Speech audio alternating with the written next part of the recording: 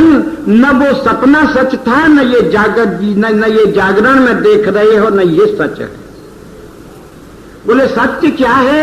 बोले सत्य तो मात्र एक सच्चित आनंद घन जो ब्रह्म है वही सत्य है और सब असत्य। जगत भी एक सपना है, ये सब सपना है। और जिस दिन ये जगत छूटेगा, इसमें से इस जगत का जो ये कह रहा है कि ये मेरा है, ये मेरा है, एक भी हमारे साथ जाने वाला नहीं। सबकी सीमाएं हैं। हमारे जाने पर स्त्री हमारे घर की चार दीवारी में बैठकर रोकर अपने दुख का विमोचन कर लेगी, और पुत्र जो है वो बहुत से बहुत इतना कर देगा कि वो हमको वहां ले जाएगा, हमारे माथे को फोड़ देगा, अग्नि में पटक देगा, घर में आ जाएगा। उस लड़के से पूछो पिताजी कहाँ थे? बोले कि गए, जल गए। तो कोई पूछे कि जलने वाला सत्य है कि जलने से पहले सत्य थे? बोले ये सब कुछ नहीं है, ये तो सब एक क्रिया व्यवहार मात्र है, सत्य तो एक प्रभु का स्वरूप। बोले कि मेरा जगत के जगने के सपने में और सोने के सपने में अंतर क्या है? बड़ा मार्मिक प्रश्न। हम जो सोने में जो सपना देखते हैं और जो जगने में ये सब सपना सा दिख रहा है हमको, हम कहाँ के, आप कहाँ के, कहाँ वृंदावन, कहाँ पानसर, कहाँ बंबई, कोई कहीं भी कोई प्रकट संबंध नहीं है, लेकिन लग रहा है कि बड़ा गहरा संबंध है। ये सब आखिर है क्या? प्रपंच नहीं छूटेगा, नित्य विहार नहीं मिलेगा। बार बार एक यहां भी उन्होंने ये बात कही, और स्फुट वाणी में भी उन्होंने महाप्रभु जी ने प्रपंच के विषय में कहा। बोले कि जय श्री हित हरिवंश विचारी के मनुज देह गुरु चरण गही। बोले कि विचार करके खूब मन में को पक्का करके अपनी आवश्यकता को समझकर गुरु करना। बोले महाराज जी गुरु करने से कल्याण हो जाएगा? बोले नहीं होगा। क्यों? बोले इसलिए नहीं होगा कि केवल गुरु करने से काम नहीं चलेगा, गुरु करने के बाद दो काम और करने पड़ेंगे। बोले दो काम क्या है? बोले जय श्री हरिवंश विचारी के मनुज देह गुरु चरण गही।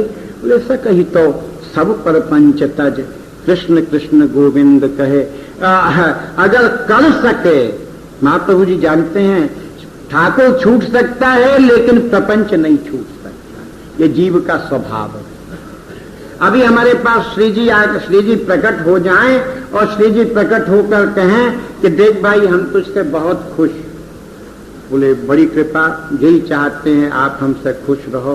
बोले देख ये 5 करोड़ रुपया रखा है और ये मैं हूं, बता क्या चाहता है तू? 5 करोड़ कि मैं? हम क्या कहेंगे? बोले महाराज आप तो फिर भी मिल जाओगे, आपसे तो फिर भी मिल लेंगे, लेकिन ये 5 करोड़ है, पहले ये थैली यहां रख जाओ। स्वाभाविक प्रपंच है। आप समझते हैं कि ये प्रपंच जो है ये भजन करने से भी छूट जाएगा, ये तपस्या करने से भी छूट जाएगा? नहीं छूटेगा। जब ठाकुर जी का दर्शन करने में भी नहीं छूटेगा। इसका बड़ा अद्भुत चरित्र है। भगवान कपिल के पिता महर्षि कर्दम, उन्होंने 10,000 वर्ष तक तपस्या की, सारा शरीर सुखा दिया, सारा शरीर जर्जरित हो गया। हम लोगों के शरीर का 60, 70, 80, 100 बरस में ही भूगोल बदल जाता है सारे शरीर का, तो 10,000 बरस की उम्र में तो शरीर की क्या स्थिति रही होगी ये तो कर्दम ही जाने। उनकी तपस्या से प्रसन्न हुए ठाकुर, उनकी तपस्या से प्रसन्न हुआ। प्रभु उनके सामने आए, बोले कर्दम तेरी तपस्या से हम बहुत प्रसन्न। बोले अच्छा मेरी तपस्या सफल हुई। बोले मांग, बर मांग। कर्दम ने क्या मांगा? अपने शरीर को देखा, सारे शरीर में नसी नस रह गई, हड्डियों का एक जाली जाल रह गया, कहीं मांस का नाम नहीं, खून का नाम नहीं। बोले ओहो 10,000 बरस बीत गए, मेरा शरीर कैसा हो गया? बोले महाराज जी आपकी बड़ी कृपा, मेरा ये शरीर जो जर्जरित हो गया है ना, इसको 24 बरस का 25 बरस का जवान कर दो, युवा। ठाकुर ने कहा तथास्तु।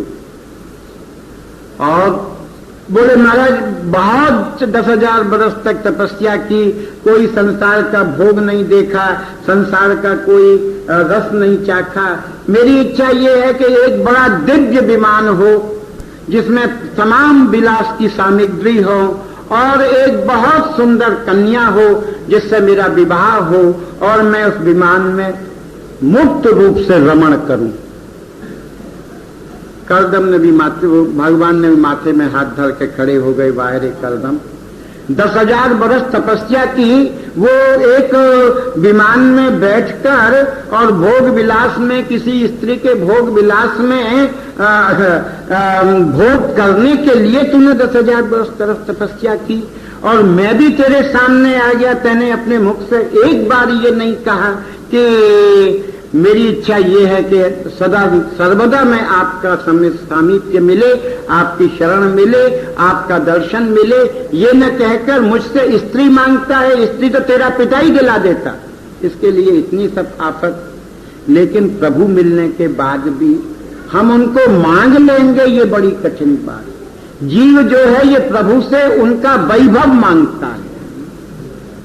ये जीव जो है ये भगवान से भग मांगता है, भगवान नहीं मांगता। भग कहते हैं ऐश्वर्य को, उनका ऐश्वर्य मांगता है। आपके पास जो वैकुंठ में लक्ष्मी बैठी है ना, इस लक्ष्मी को तो मेरे घर भेज दो और आप यहाँ अपना समुद्र में पड़े रहो। जब लक्ष्मी आ जाएगी फिर आपकी कोई जरूरत ही नहीं रहेगी। महाप्रभु जी ये जानते थे कि जीव जो है वो चाह कर भी प्रपंच को नहीं छोड़ पाता, और अगर प्रपंच को जीव छोड़ भी दे तो प्रपंच जीव को नहीं छोड़ पाता। इसलिए ये शब्द उदारता का शब्द का प्रयोग किया। बोले सकल तो सब परपंच तज, अगर कर सके तो सब परपंच छोड़।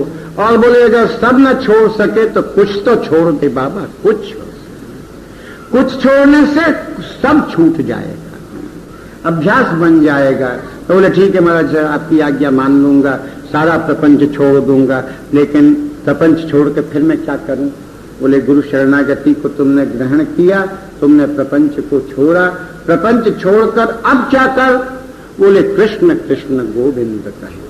तू अब श्री कृष्ण कृष्ण गोविंद गोविंद, प्रभु का मंगलमय राधा राधा, श्री हरिवंश कर, प्रपंच छोड़कर कर। इससे क्या होगा कि तुझको शांति मिलेगी। इसका सेवक जी ने ये वेद विद्या पढ़त कर्म धर्म करत, ये कहकर इसके माध्यम से महाप्रभु जी का ये प्रपंच रहित जीवन और एक रस जीवन का जो उपदेश है, संदेश है, वो हमारे सामने रखा। लेकिन हो क्यों नहीं पाता है ये? इसके लिए सेवक जी बोले वृथा बलगन करत, द्योस खोबत सकल, सोबत न रात नहीं जात जानी, ऐसे ही भांति समझो न कबहू कछु, कौन सुख दुख को लाभ हानि।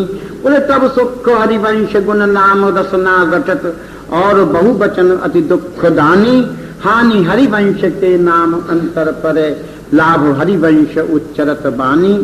बोले वृथा बलगन करत द्योस खोबत सकल। ये साधन कोटि की सारे छंद हैं। हो सकता है कि आपको इसमें बोरियत लगती हो। कहाँ तक इस नीति के नैतिक आचरण को की चर्चा सुने, घंटों व्यतीत हो गए, कब इसका छोर आवेगा? आ ही गया समझो। यहाँ पर यह प्रपंच का ये आखिरी है। इसके आगे जो बात करेंगे वो एक दूसरी है, लेकिन जो एक विषय का जो एक उदासीनता, क्योंकि ज्यादा उपदेश भी जो है वो अपच हो जाता है। ये बात सही है। बोले इधर उधर की अपना बिना बात की माथा मारेगा, ये तो उपदेश देने में ही कुशल है। तुलसीदास जी महाराज ने कहा ना कि पर उपदेश कुशल बहु तेरे, दूसरे को उपदेश देना बड़ा सरल, उसको अपने जीवन में उतारना बड़ा कठिन। लेकिन यहाँ पर सेवक जी ने बड़ी मार्मिक बात कही है, बड़ी व्यवहारिक बात कही है। बोले कि वृथा बलगन करत, द्योस खोबत सकल, सोबत न रात नहीं जात जानी। बोले हमारा ये जो दिन है, ये दिन कैसे निकलता है? बोले सुबह से उठते हैं और सुबह से उठने में बिना बात के व्यर्थ की चर्चाओं में हमारा दिन निकलता है। सुबह उठते हैं तो क्या होता है, सामान्यतः दो चीजों में दिन जाता है। जो पुरुष होता है, पुरुष को ठाकुर की याद नहीं आती। सुबह उठा, अपने दरवाजे की तरफ नजर जाती है, देखा वहां कुछ नहीं पड़ा, तो अपने पत्नी को, बच्चों को, भाई क्यों भाई अखबार नहीं आया क्या? सबसे पहले हम क्या देखते हैं? अखबार। अगर हम किसी से कहें कि श्री जी का मंगलमय नाम लो, तो आदमी कहता है कि वक्त नहीं है, और आंख खोलते ही सबसे पहली चीज क्या चाहिए? बोले अखबार। अखबार भी शायद दूसरे नंबर पे आ जाए, लेकिन सबसे पहली चीज चाहिए चाय। बहुत से तो इतने भाग्यशाली हैं कि उनको कुल्ला करना का भी समय नहीं है। बोले कि हमको बैड टी का मतलब जूठे मुंह, रात के बासी मुंह चाय चाहिए, चाहे सारे रात का जो मुख में जमा हुआ जहर है वो हमारे पेट में जाकर अनेक तरह के रोगों को उत्पन्न कर दे, इसकी कोई चिंता नहीं। हमारे पास, हमको इतना धैर्य नहीं, हमको इतना सब्र नहीं है कि हम बिस्तर से नीचे उतरकर जमीन में पाप वाम रखकर, अगर बिस्तर पर चाय न मिली और कहीं बालकनी वगैरह में बैठकर पीनी पड़ी तो माथे में दर्द हो जाता है। ऐसे भी सुकुमार लोग देखने में आते हैं। बोले आज माथे में बड़ा दर्द। बोले क्या बात थी? बोले कि क्या बताएं, बिस्तर पर चाय पीने की आदत है, वहां न पी सके, 5 मिनट की देर हो गई, बालकनी में जाकर पी थी, बस इसी में तो हमारा माथा डूब गया। और दूसरा, बोले दूसरा जो है, दूसरी आवश्यकता होती है, बोले अखबार। अखबारों में क्या मिलता है? सिर्फ आजकल के जो अखबार हैं इसमें कोई जानकारी नहीं मिलती। इसमें हिंसा का समाचार मिलेगा, लूट का समाचार मिलेगा, बलात्कार का समाचार मिलेगा, ठगी का मिलेगा, या ये जो सौदागर, राजनीति के सौदागर जो नेता हैं, इनकी झूठी सच्ची बात मिलेंगी, इसके अलावा कुछ नहीं मिलेगा। इसका परिणाम, बोले जब सुबह जब हम इसको पढ़ते हैं, हमारी जो चित्त की एकाग्र वृत्ति है वो बिखर जाती है। अखबार तो हम भी पढ़ते हैं। अब यहाँ 500 आए हैं, जब से 8 दिन से नहीं मिला तो याद भी नहीं आती है, मिल जाता है, देख लेते हैं। लेकिन हमने समय निर्धारित किया कि जब दोपहर को प्रसाद पाकर जब सोएंगे तब अखबार देखेंगे। थोड़ा बहुत देखकर 10-20 लाइन देखते हैं, नींद आ जाती है। अगर प्रातःकाल कहीं हमने इसमें निकाल दिया, अखबार के चक्कर में पड़ गए, लोगों के चक्कर में पड़ गए, गप मारने के चक्कर में पड़ गए, लड़ने के चक्कर में पड़ गए, सारे का सारा दिन नष्ट हो जाता है। आप लोगों के सामने तो ये समस्या नहीं होगी। हमारे यहाँ वृंदावन में स्त्रियों के सामने बड़ा संकट रहता है प्रातःकाल, वो रहता है जल का संकट। बहुत सी बेचारी स्त्रियां जिनके घर में जल का साधन नहीं होता, वो पब्लिक का जो सार्वजनिक नल होते हैं वहां आते हैं, और वहां आने पर एक स्त्री कहती है मैं पहले भरूं, दूसरी कहती है मैं पहले भरूं। जब एक पात्र भर जाता है तो कहती है तेरा एक बर्तन भर गया, दूसरी उठा, बोलते नहीं पूरा पानी भरूंगी। इसमें लड़ाई हो जाती है, मारा मार हो जाती है, और वो नल पर लड़कर क्रोध में भरी हुई स्त्री जब उसको मंगला का टकोरा सुनाई पड़ता है तो वो बाल्टी को अपने घर में पटकी और मंगला में दौड़कर गई। जब मंगला से लौटकर आई, मिलने वाली ने पूछी क्यों री मंगला करी आई? बोले हाँ करी आई। कैसे दर्शन थे? बोले आज तो मोर राधा वल्लभ जी बड़े गुस्सा में दिखाई पड़े थे, बड़ी गुस्सा में। अरे राधा वल्लभ जी को सवेरे सवेरे गुस्सा होने की क्या जरूरत पड़ गई? उन्होंने लड्डू खाया है, माखन मिश्री खाया है, तरह तरह के दूध पिए हैं, दही पाया है, इतने लोगों का भावुकों के पदावली को सुनाए, उनको सुबह क्या हो गया जो उनको तुझे वो गुस्सा में दिखाई पड़े? तैने कुछ कहा था? अरे बोले मैं तो बड़े प्रेम से गई थी, लेकिन ठाकुर ही मुझको मोह तो भाई कुछ ये गुस्से में दिखाई पड़ा। ये गुस्सा कहाँ है? ये राधा वल्लभ में गुस्सा नहीं है। ये हमारे अंदर का जो क्रोध है, ये हमारे अंदर के क्रोध का प्रतिबिंब जो है वो श्री जी के ऊपर पड़ रहा है। हमारे प्रपंच का प्रतिबिंब जो है वो श्री जी के अंदर पड़ रहा है। इसलिए मंगला में आओ, श्री जी का दर्शन करने आओ, अपने चित्त को शांत रखकर आओ, अपने चित्त को शांति बनाए रखकर आओ, तो जो श्री जी का प्रसन्न स्वरूप है वो दिखाई पड़ेगा। तो ये ऐसी ऐसी चीजें हैं जो अनायास न चाहते हुए भी हमारे जीवन में आती हैं और उसमें हमारा सारा समय कट जाता है, सारा। सेवक जी बोले कि वृथा बलगन करत यौस खोबत सकल और सोबत न रात नहीं जात जानने। बोले कि रात्रि जो है, बोले भाई दिन का आधा, जीवन का एक दिन का आधा भाग तो प्रपंच में गया, बिना बात की चर्चाओं में गया, लेकिन हमारे पास एक चीज मिलती है, आधा भाग हमारे पास मिलता है और वो है रात। बोले महाराज सुबह प्रपंच करते करते इतने थक जाते हैं कि रात में जब लौट कर आते हैं तो पूरी तरह से ग्रास पाया भी नहीं जाता। आप लोग बंबई वाले हैं, आपको इसका अनुभव होगा। अनेक लोग कहते हैं महाराज जब रात को 10 बजे 11 बजे घर लौट कर आते हैं और जब प्रसाद सामने लाके रखते हैं, शरीर इतना थकान में चूर हो जाता है कि पाते नहीं हैं, निगलते हैं कौर को, ग्लास को। बोले फिर प्रसाद कब पाते हो? बोले अगर श्री जी की मर्जी होती है, इतवार की छुट्टी होती है, उस दिन नहाने का भी ठीक रहता है और खाने का भी ठीक रहता है। रात सोने में निकलती है, दिन प्रपंच में निकलता है, और इसी तरह से एक एक दिन करके सप्ताह बनता है, सप्ताह पक्ष बनता है, पक्ष मास बनता है, साल निकलता है, और एक दिन आता है कि काल रूपी अजगर आकर अपने पाश में हमको बांध लेता है, यूं ही मनुष्य जीवन निकल जाता है। तो बोले कि देखो जैसे ये तुम्हारा जो शरीर, तुम्हारा जो जीवन है, ये दिन प्रपंच में, रात सोने में निकल रही है, ऐसे ही तुम्हें कुछ पता भी नहीं चलता, ये सब व्यतीत होता चला जाता है, ऐसे ही समझना। बोले क्या समझना? बोले वृथा बलगन करत द्यौस खोबत सकल सोबत न रात नहीं जात जानी। ऐसे ही भांति समझो न कबहू कछु कौन सुख दुख को हाना लाभ हानि। जैसे दिन और रात का पता नहीं चलता, ऐसे ही सुख क्या है और दुख क्या है, हानि क्या है, लाभ क्या है, इस पर भी विचार मत करना। सुख मिले सुख सही, दुख मिले दुख सही, ये एक जीवन के अनिवार्य अंग हैं, इनको इसी ढंग से निकालना। बोले महाराज गजब कर दिया, ऐसा कैसे हो सकता है?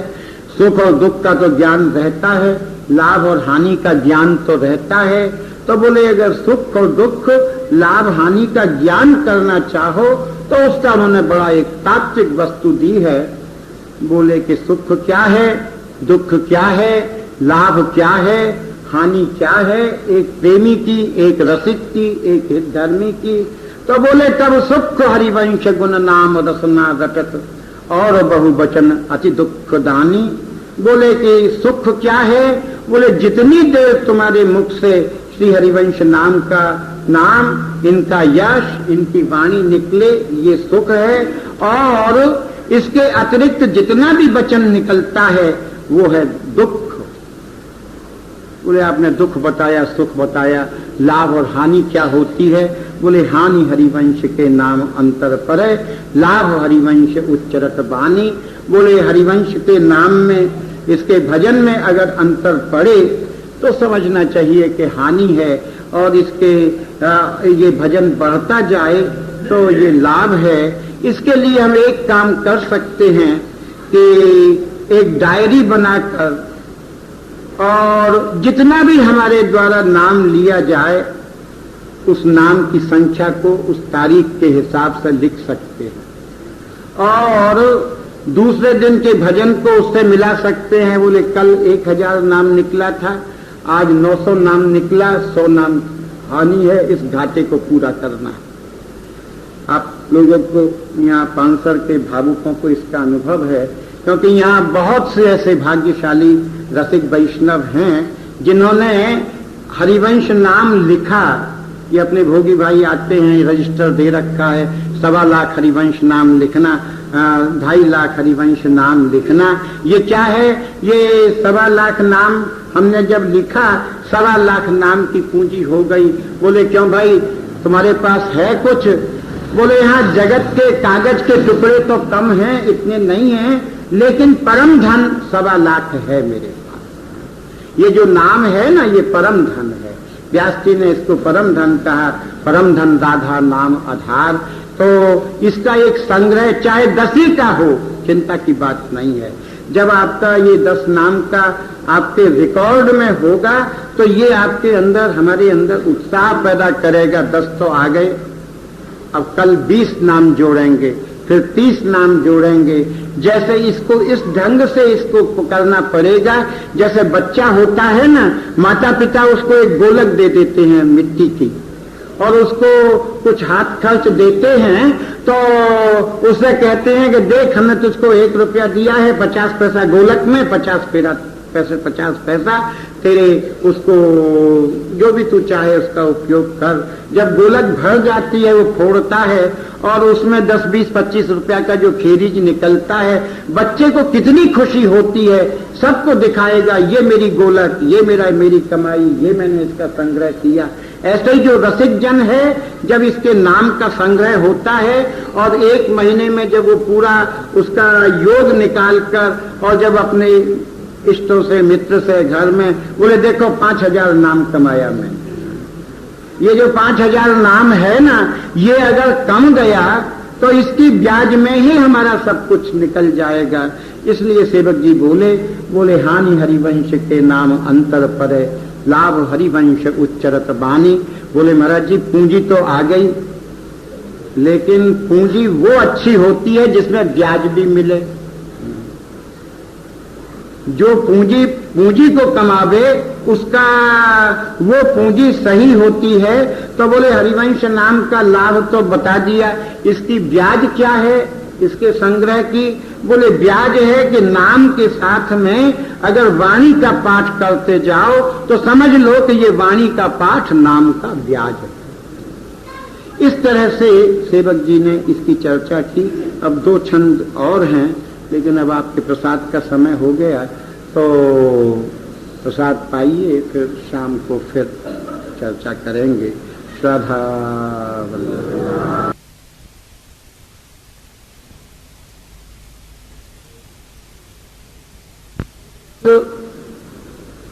जिस रस धारा में लगना चाहिए उसका चित्त जिस प्रेम धारा में लगना चाहिए उससे वो विमुख होता चला जाता है।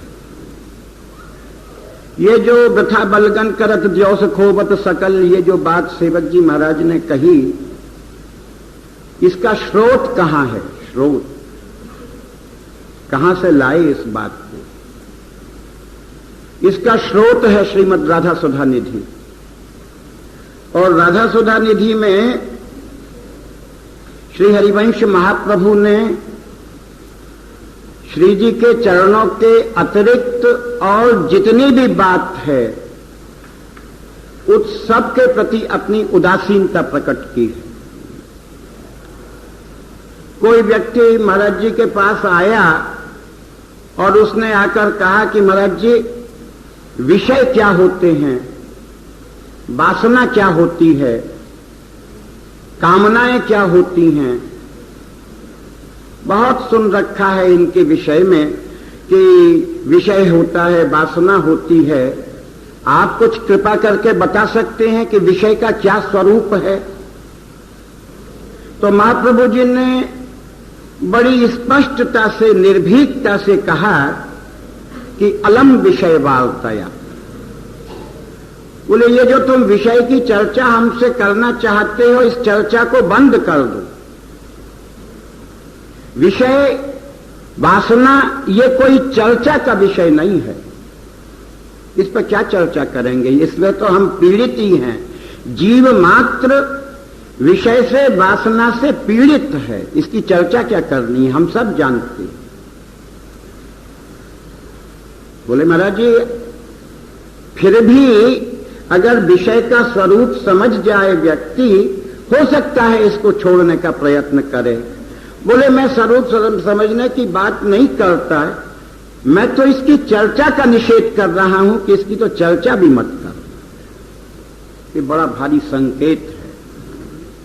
हम लोगों के दैनिक व्यवहार में हजारों लोगों की निंदा स्तुति के प्रसंग पढ़ते हैं। जब किसी की निंदा हमारे कानों में पड़ती है, हमारे कान सतर्क हो जाते हैं। सतर्क, क्या बात है? बोले चुप रहो जरा बात सुनो। क्या बात है? बोले निंदा चल रही है। किसकी? बोले है तो ये किसी और की, लेकिन कानों को बड़ा सुख मिल रहा है। बोले इसकी निंदा से तुम्हारा कोई प्रयोजन सिद्ध होगा? बोले सिर्फ इतना कि कानों को सुख मिल रहा है, और तो कोई प्रयोजन सिद्ध होने वाला है नहीं। विषय की चर्चा से और कोई प्रयोजन सिद्ध नहीं हो सकता, सिवाय इसके कि हम विषय की चर्चा करके और इसकी पुनरावृत्ति करें, इसको दोहरावें। इसके अतिरिक्त इसका कोई लाभ नहीं। तो बोले महाराज जी, अलम विषय वार्तया, बोले विषय की जो चर्चा है इसको बंद करो। क्यों? बोले इसलिए बंद करो कि नरक कोट बीभत्सया, ये करोड़ों करोड़ों नरकों के समान विषय की चर्चा मुझको भयानक लगती है। जहां विषय की चर्चा होगी वहां प्रेम की चर्चा नहीं हो सकती। विषय की चर्चा, प्रेम की चर्चा दोनों साथ साथ नहीं चल सकती, न साथ साथ रह सकती। बोले ठीक है, विषय की चर्चा छोड़ा, आपको नरक के समान बीभत्स भयानक लगती है, शास्त्र की चर्चा करें। बोले नहीं, इसको भी बंद करो। बोले क्यों? बोले कि वृथा श्रुति कथा श्रम हो। बोले ये जो श्रुति की, शास्त्र की चर्चा है, ये बिना बात का श्रम है, बिना बात का। शास्त्रों ने जो कुछ कहा उसके लोगों ने अपने अपने समझ के हिसाब से अपने अपने अर्थ लगा दिए। किसी ने कहा ईश्वर है, शास्त्र कहते हैं। किसी ने कहा ईश्वर नहीं है, बोले ये भी शास्त्र कहते हैं। वो साकार है, निराकार है, निर्गुण है, सगुण है, जाने क्या क्या है। शास्त्रों का अर्थ लोगों ने अपनी अपनी समझ का लगाया, तो उसका परिणाम क्या हुआ? बोले इसका परिणाम ये हुआ कि सब लोगों के अपनी अपनी मान्यता के आधार पर संप्रदाय तो बन गए, लेकिन प्रश्न वही का वही खड़ा रहा। महाप्रभु जी ने कहा मुझे शास्त्र की चर्चा नहीं कर। इसीलिए जैसे अन्य आचार्यों ने अपने लिए अपने से संप्रदाय के सिद्धांत के स्वतंत्र ग्रंथ लिखे, हरिवंश महाप्रभु जी ने अपने सिद्धांत का कोई भी स्वतंत्र ग्रंथ की रचना नहीं की, क्योंकि वो जानते थे कि अगर मैं शास्त्र को आधार बनाकर किसी ग्रंथ की रचना में करूंगा तो मेरा ग्रंथ भी विवाद में पड़ जाएगा। कुछ कहेंगे कि हाँ ठीक है, कुछ कहेंगे कि गलत है। हमारा सारा जीवन इनके प्रश्नों का उत्तर देते देते ही निकल जाएगा, फिर राधा वल्लभ की सेवा कब करें? बोले ठीक है महाराज, विषय की चर्चा न करें, शास्त्र की न करें, मोक्ष की चर्चा करें। मोक्ष की कामना सबने की है। हर एक व्यक्ति एक ही बात कहता है कि प्रभु मेरे ऊपर ऐसी कृपा करो कि मेरी मोक्ष हो जाए। मोक्ष से क्या आशय है? बोले मोक्ष से आशय ये है कि ये संसार में मेरा जो आवागमन का जो चक्र है, ये मेरी मुक्ति इससे हो जाए, इससे छुटकारा मिल जाए। एक बार आपका नित्य धाम मिल जाए तो फिर ये मेरा संसार में आना जाना और इस संसार में आकर और यहाँ जो दुख कष्ट मिलते हैं, इससे मेरा हमेशा के लिए पीछा छूट जाए। परमार्थ में मोक्ष सबसे बड़ी वस्तु है। हर आदमी, हर संप्रदाय का आचार्य मोक्ष के लिए कहता है कि हां मुझे मोक्ष चाहिए। श्री हरिवंश महाप्रभु जी से पूछा कि महाराज जी मोक्ष के विषय में कुछ बोलेंगे? बोले बिल्कुल नाम ही मत लेना मोक्ष का। तो बोले मोक्ष का नाम न लें। देखिए ये इस हरिवंश स्वरूप की विशेषता है। जब हमको इस स्वरूप को स्वतंत्र रूप से इसको देखना पड़े, देखना चाहें, तो ये हरिवंश महाप्रभु का स्वतंत्र स्वरूप है। उनका अपना निज का अनुभव है, उनका अपने निज का विचार है। तो बोले कि मोक्ष की चर्चा क्यों न करें? मोक्ष जानते हैं क्या होता है? एक लोटा जल है, एक लोटा जल हमने समुद्र में डाल दिया। समुद्र में डालने पर वो जो लोटे का सीमित मात्रा का जो जल है वो अथाह जल राशि में मिलकर वो समुद्र बन गया। हम कहें कि देखो इसमें मेरा लोटे का जल है। बोले पागल, ये तो समुद्र का जल है, होगा तेरा लोटे का जल। हम समुद्र के जल को भरला में लोटे में और कहें कि मैं समुद्र ले आया, वो सुनने वाला तुरंत टोक देगा कि झूठ बोलते हो, समुद्र नहीं लाए, समुद्र का पानी लाए हो। जीव का और प्रभु का जो विराट प्रभु का स्वरूप और अल्प हम जीव का जो स्वरूप है, इस जीव के स्वरूप को एक महान स्वरूप में मिल जाना, उसी का नाम मोक्ष। हरिवंश महाप्रभु जी ने कहा कि मोक्ष की कभी नाम मत लेना। क्यों? बोले मोक्ष का नाम लेने से मुझे डर लगता है। जैसे किसी बच्चे के सामने भूत प्रेत का नाम ले लो तो बच्चा डर जाता है, ऐसे हरिवंश महाप्रभु के सामने मोक्ष का नाम हम लें तो डर जाते हैं। बोले मोक्ष अगर हो गई तो हमारा तो अस्तित्व में खत्म हो जाएगा, फिर ये प्रियालाल की नित्य निकुंज में सेवा कैसे करेंगे? हमको मोक्ष नहीं चाहिए। बोले कि महाराज जी ठीक है, मोक्ष भी न सही, थोड़ी भागवत की चर्चा करें। बोले नहीं नहीं नहीं नहीं नहीं। अरे बोले भागवत तो वैष्णवों का प्राण ग्रंथ है, आधार ग्रंथ है और साक्षात श्री कृष्ण का स्वरूप है। श्री सुखदेव जी महाराज ने परीक्षित जी को इस श्रीमद् भागवत के माध्यम से और भक्ति का सदुपदेश किया था। आपको भागवत? बोले हाँ मैंने सुना था, परेश भजनोन्मदा यदि शुकादय किम ततः। बोले किसी परेश, किसी कृष्ण के लीला चरित्र में कोई एक शुक कहते हैं तोता को, कोई एक शुक उन्मद हो गया और उन्मत्त होकर उसने कोई एक रचना के माध्यम से उनका कोई लीला चरित्र कह दिया, उससे मेरा कोई प्रयोजन नहीं है। बोले गजब आदमी हो, आपको विषय नहीं चाहिए, शास्त्र नहीं चाहिए, मोक्ष नहीं चाहिए, भागवत नहीं चाहिए, आखिर हो क्या? कितनी मार्मिक बात कही है, कितनी कोमल बात कही है, कितनी सार की बात कही है कि परेश भजनोन्मदा यदि शुकादय किम ततः। बोले परंतु मम राधिका पद रसे मनोमज्जतु।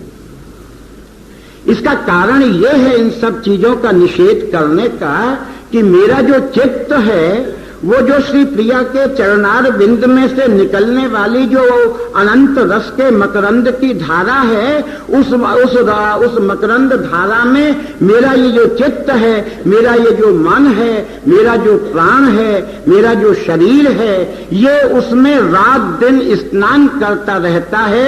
इसलिए प्रिया चरणार बिंद के रस के अतिरिक्त और कोई बात मेरे सुहाने की नहीं। ये जो हरिवंश महाप्रभु की जो मूल भावना है, उस मूल भावना को हम कब पकड़ेंगे? जब सेवक जी की इस आज्ञा का हृदयंगम करके इससे बचने का प्रयास करेंगे कि वृथा बलगन करत द्यौस खोबत सकल सोबत न रात नहीं जात जानी, ऐसे ही भांति समझो न कबहू कछु कौन सुख दुख को लाभ हानि। तब सुख हरिवंश गुण नाम रसना रटत और बहु वचन अति दुख दानी हानि हरिवंश के नाम अंतर पर लाभ हरिवंश उच्चरत बानी। हमारा समय विषय में से निकले, हमारा समय प्रपंच में से निकले तो कहीं जाकर हमको वो अवकाश मिले, वो समय मिले कि हम श्री हरिवंश के नाम का और हरिवंश की वाणी का संग कर सकें। क्योंकि देखिए जो हमको समय मिला है ना, ये 24 घंटे का ही समय है।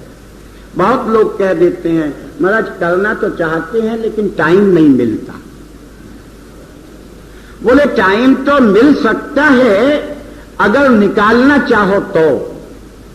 हम क्या ये समझते हैं कि 24 घंटे तो संसार का सेवन करने के लिए प्रभु दें और फिर इतनी कृपा और करें कि फिर ये और कहें कि 4 घंटे ले ले ये तेरे भजन के लिए, क्योंकि 24 घंटे में से तो समय निकल नहीं सकता। 24 घंटे कौन बांधे रखता है? बोले संसार का विषय बांधे रखता है, संसार का प्रपंच बांधे रखता है। जीव को इस तरह से उसने जकड़ रखा है जैसे नाग जो है वो अपने पाश में जकड़ लेता है।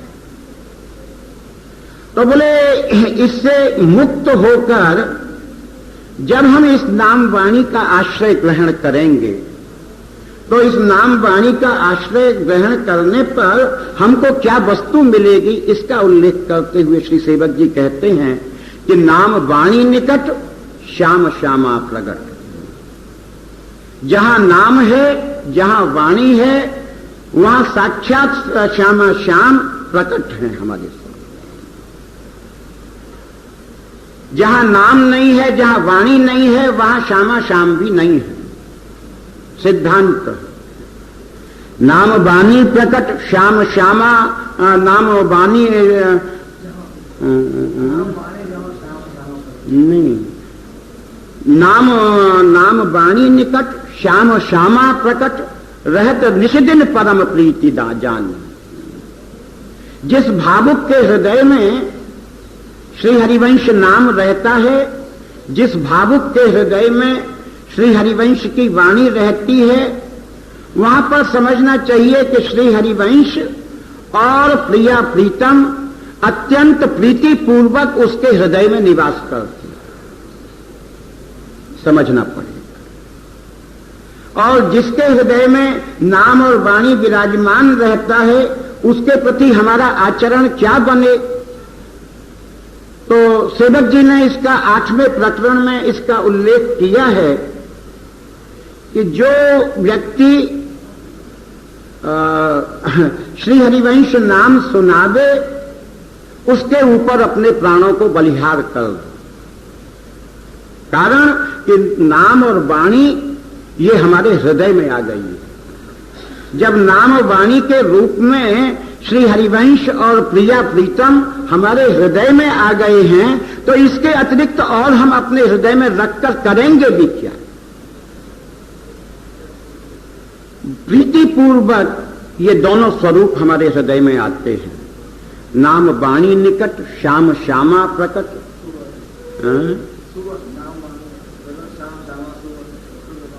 ये तो अगली पंक्ति है, पहली पंक्ति की बात है। नाम वाणी निकट श्याम श्यामा प्रकट रहत निश्चिदिन परम प्रीति जानी। नाम वाणी सुबस नाम वाणी सुनत श्याम श्यामा सुबस।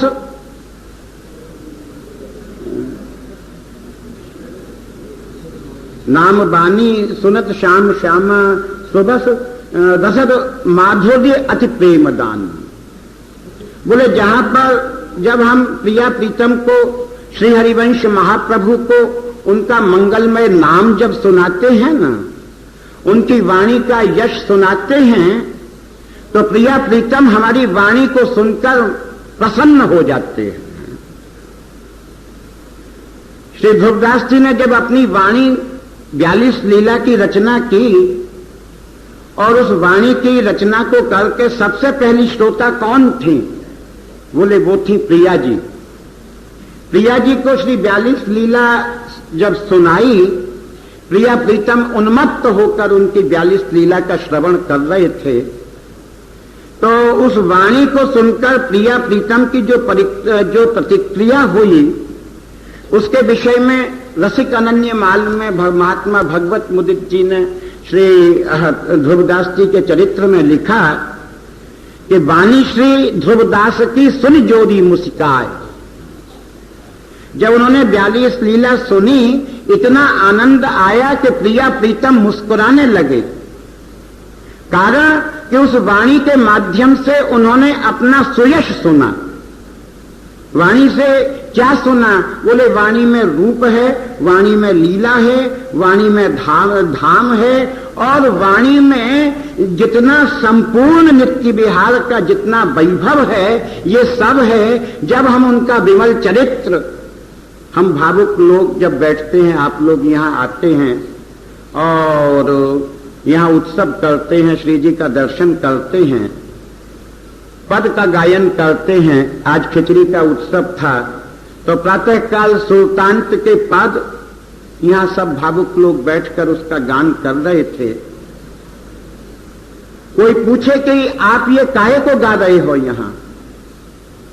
बोले हम गा नहीं रहे हैं, हम तो श्री जी को सुना रहे हैं। श्री जी को सुनाना है। क्या सुनाना है?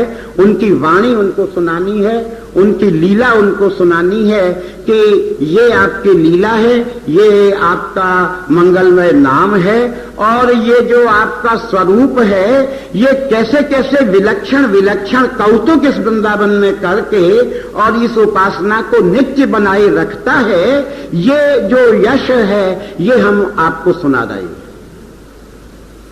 जब प्रातःकाल महाप्रभु जी की वाणी को श्री प्रिया और लाल शैया में से उठने के बाद जब सुनते हैं, तो उससे क्या होता है कि हमारी वाणी को सुनकर जो उनके श्री अंग में आलस्य है, वो आलस्य धीरे धीरे दूर होकर और सावधान की मुद्रा में आते जाते हैं।